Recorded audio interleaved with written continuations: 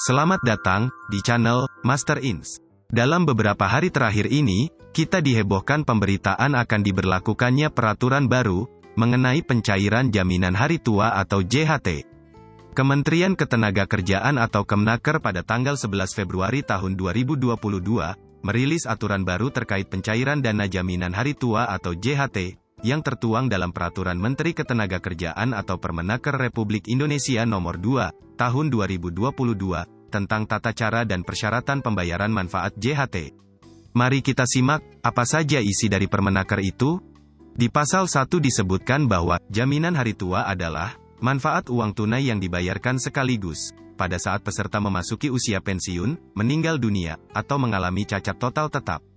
Peserta JHT adalah, setiap orang termasuk warga negara asing, yang bekerja setidaknya 6 bulan di Indonesia, dan telah membayar iuran.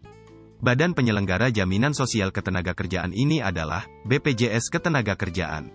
Kartu peserta BPJS Ketenagakerjaan adalah, bukti kepesertaan BPJS Ketenagakerjaan, yang memiliki nomor identitas tunggal, yang berlaku untuk semua program jaminan sosial ketenagakerjaan, sesuai dengan penahapan kepesertaan. Pasal 2 menyebutkan bahwa, manfaat JHT dibayarkan jika, peserta mencapai usia pensiun, mengalami cacat total tetap dan meninggal dunia.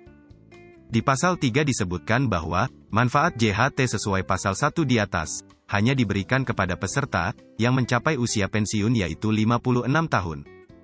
Sedangkan di pasal 4, merupakan penegasan tambahan pasal 2.a, mengenai usia pensiun 65 tahun, berlaku juga untuk peserta yang berhenti bekerja, karena mengundurkan diri, pemutusan hubungan kerja, dan peserta yang meninggalkan Indonesia untuk selama-lamanya.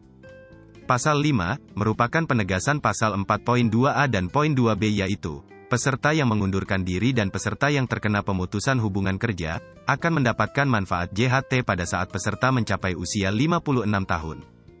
Pasal 6, merupakan penjelasan pasal 4.2c yaitu peserta yang meninggalkan Indonesia untuk selama-lamanya adalah, peserta yang merupakan warga negara asing, yang akan diberikan sebelum, atau setelah peserta meninggalkan Indonesia, untuk selama-lamanya.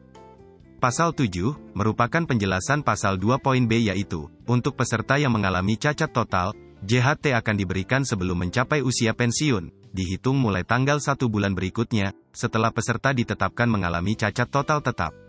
Untuk mekanisme penetapan cacat total tetap, sesuai dengan ketentuan peraturan perundang-undangan. Pasal 8, menjelaskan pasal 2.c yaitu, manfaat JHT bagi peserta yang meninggal dunia, diberikan kepada ahli waris peserta, meliputi, janda, duda, atau anak. Jika tidak ada ketiga ahli waris tersebut, JHT akan diberikan sesuai urutan berikut. Pertama, keturunan sedara peserta menurut garis lurus ke atas dan ke bawah, sampai derajat kedua. Kedua, saudara kandung. Ketiga, mertua. Keempat, pihak yang ditunjuk dalam wasiatnya oleh peserta. Kelima, jika tidak ada pihak yang ditunjuk dalam wasiat, manfaat JHT dikembalikan ke Balai Harta Peninggalan, sesuai dengan ketentuan peraturan perundang-undangan. Pasal 9, merupakan penjelasan persyaratan pengajuan JHT, untuk peserta yang mencapai usia pensiun, mengundurkan diri, dan peserta yang terkena PHK, melampirkan kartu peserta BPJS Ketenagakerjaan dan KTP, atau bukti identitas lainnya. Sedangkan untuk peserta yang meninggalkan Indonesia untuk selama-lamanya, melampirkan kartu peserta BPJS Ketenagakerjaan, surat pernyataan tidak bekerja lagi di Indonesia, dan paspor. Pasal 10, merupakan penjelasan persyaratan pengajuan JHT, untuk peserta yang mengalami cacat total tetap, dengan melampirkan, 1. Kartu peserta BPJS Ketenagakerjaan, 2. Surat keterangan dokter pemeriksa dan atau dokter penasihat, dan yang ketiga, KTP atau bukti identitas lainnya. Pasal 11, merupakan penjelasan pengajuan manfaat JHT, oleh ahli waris bagi peserta yang meninggal dunia, dengan melampirkan, 1. Untuk warga negara Indonesia, kartu peserta BPJS Ketenagakerjaan, surat keterangan kematian dari dokter atau pejabat yang berwenang, surat keterangan ahli waris dari pejabat yang berwenang atau surat penetapan ahli waris dari pengadilan, dan yang terakhir, KTP atau bukti identitas lainnya dari ahli waris dan kartu keluarga. 2. Untuk warga negara asing, pengajuan manfaat JHT oleh ahli waris peserta, dengan melampirkan, kartu peserta BPJS Ketenagakerjaan, surat keterangan kematian dari pejabat yang berwenang, surat keterangan ahli waris dari kantor perwakilan negara tempat peserta berasal, dan paspor atau bukti identitas lainnya dari ahli waris.